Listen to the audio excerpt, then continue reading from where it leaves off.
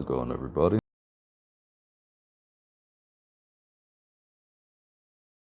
Assignment. So let's jump right into it.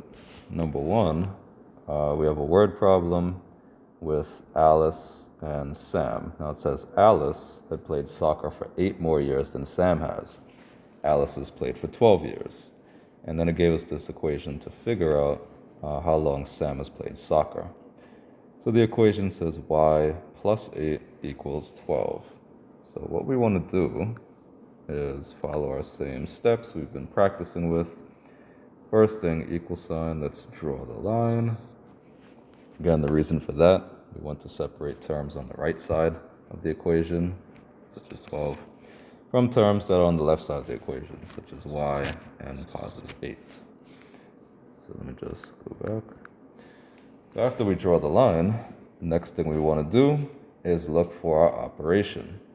So addition, it says plus 8. Addition, we have, so the opposite of adding is to subtract. So instead of plus 8, we put minus 8.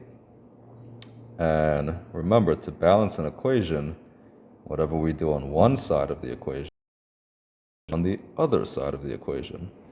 So again, that's why we, and the other side of that line is here on the right side. So we also subtract 8. Okay, we haven't used our variable y. Let's bring that down. We know our 8s are going to cancel and give us 0, since we have the same number with opposite signs. They'll cancel, giving us 0. Bring down your equal sign, and 12 minus 8 would give us 4. So our answer would be choice A, that Sam has played soccer for 4 years. Okay, number 2. 2, another word problem. Mike bought a movie ticket and popcorn for a total of $10, and it wants us to find how much the popcorn cost. So it gave us the equation 7 plus x equals 10. Again, let's be consistent, same steps. First step, equal sign, draw the line. Notice it's a little rhyme, hope you remember. And again, we see terms on the left-hand side of the equation, in this case, positive 7 and the positive x. And we see the positive 10 on the right side.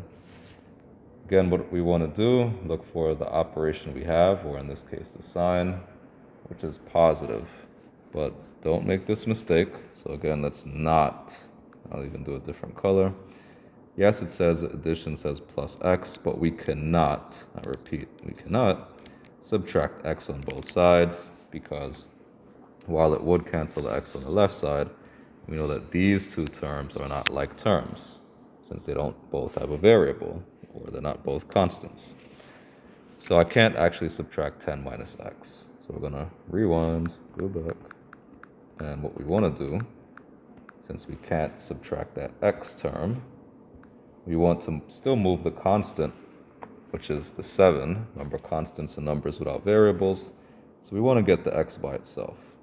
So the only other term that's next to it on the left-hand side is this positive 7. So that's why we have to subtract 7 is our first step. Remember, whatever we do on one side, also have to do the same on the other side. 7. All right. 7 minus 7 gives us 0. Again, you don't have to put the 0, just cancel it. Bring down your x. Bring down your equal sign, and 10 minus 7 gives us 3. So answer for number 2 is A, $3. The popcorn costs $3. Okay, number 3. We have the price tag of a shirt, says it costs $21.50. Final cost of the shirt with the sales tax is $23.22. So this equation here, 2150 plus, it actually says t in the problem, so let me just change that. I'll actually just put an uppercase T so it doesn't look like a addition sign. All right, so 2150 plus t, which is the tax, equals 2322.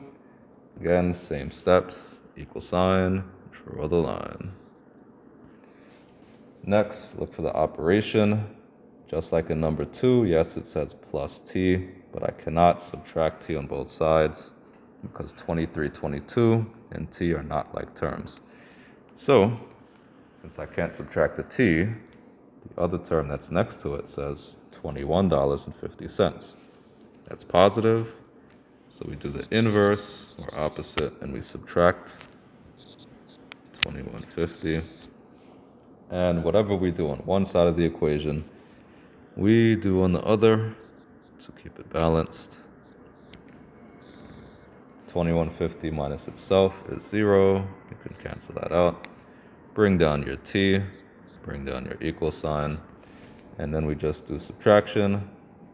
So 23.22 minus 21.50 will give us an answer of $1.72, which is choice B.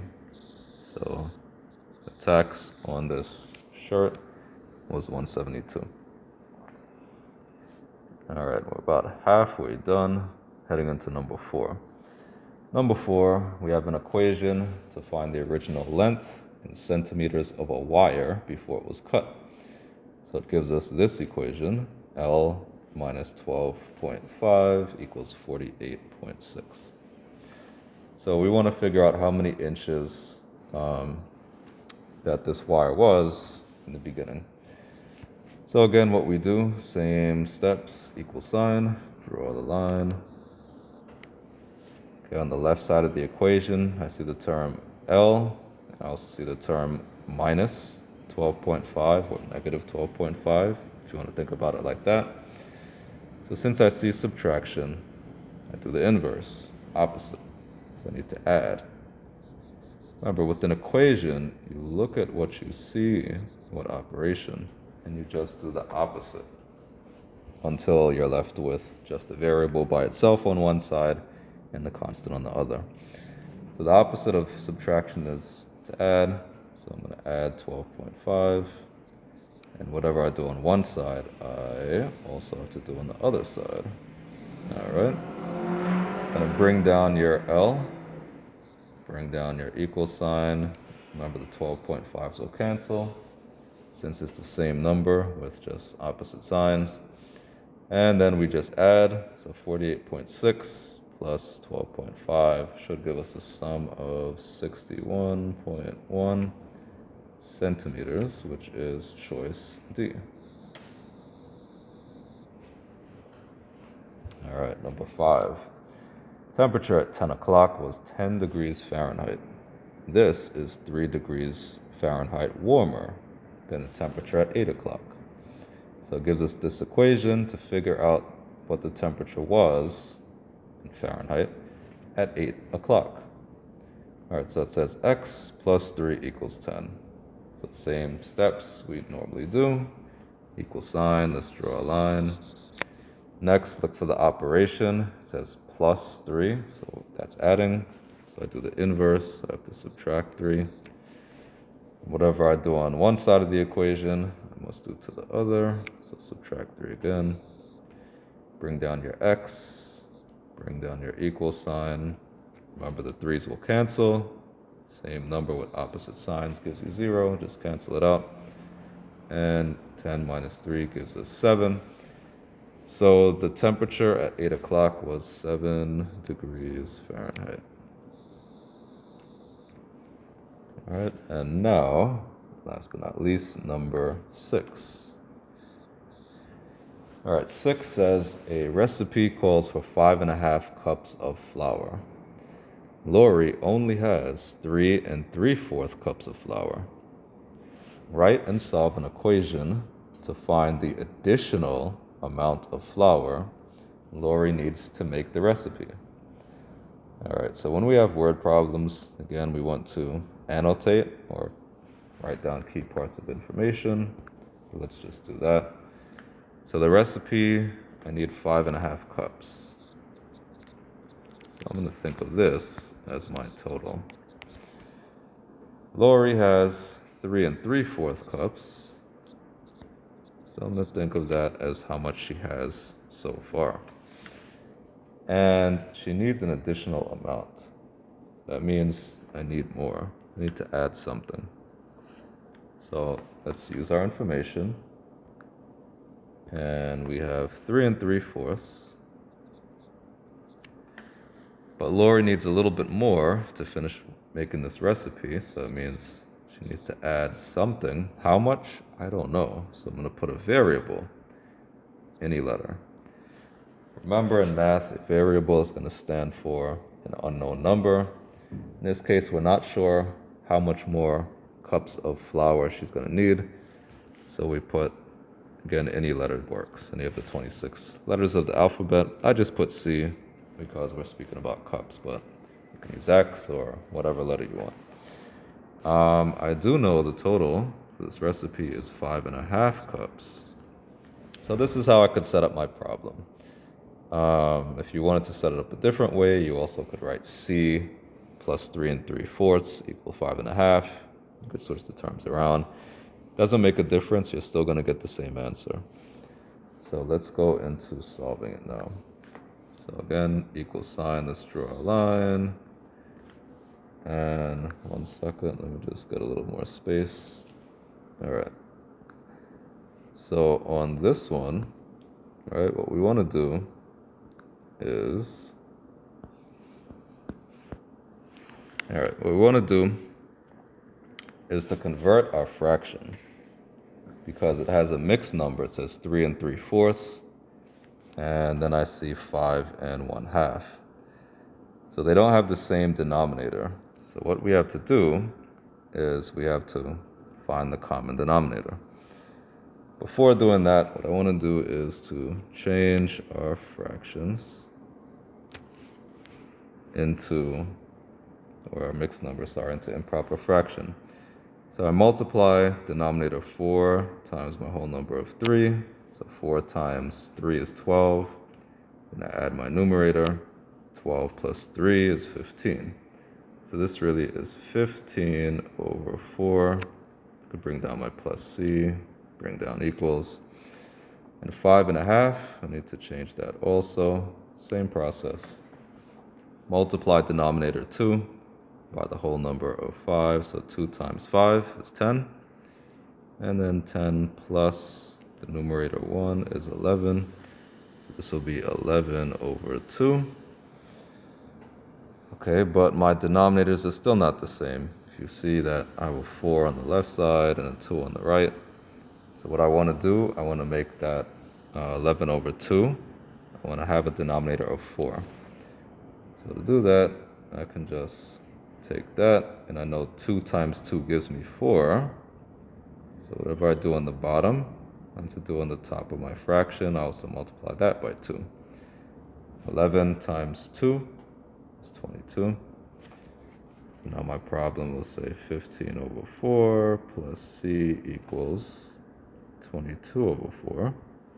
And now, since I have the same denominator of 4, now I can just start to subtract. Remember, I could not subtract if denominators were different. All right, so I'm going to subtract 15 over 4 on both sides. Again, the reason for that, because this is a positive 15 over 4, and I have to do the inverse, the opposite, so I have to subtract. 15 over 4 minus itself is 0, so cancel it, bring down your C, bring down equals. 22 minus 15 is 7. We keep our denominator of 4. And I get 7 over 4, but again, in math, we want to simplify our answer. So let's just do that quickly here. A little short on space, so I'll just put it on this side. To convert my improper fraction to a mixed number, which is its final form, I have to divide this way. Notice I put the arrow, so you don't forget. So the 4 is going into 7. 4 goes into 7 one time. 1 times 4 is 4. And 7 minus 4 is 3. Remember our little strategy. It goes in a circle. This is how you write your answer. At the top is the 1. That's our whole number. So C equals 1. Then it goes this way. So our numerator is 3. So 1 and 3 over And our denominator is here on the outside, so 4. So answer is Lori needs 1 3/4 more cups to make this recipe. So just squeeze that in, 1 3/4 cups. All right, and that is it for this assignment. So pause, rewind, let me know if you have any questions. Thanks for tuning in, and we'll catch up next time.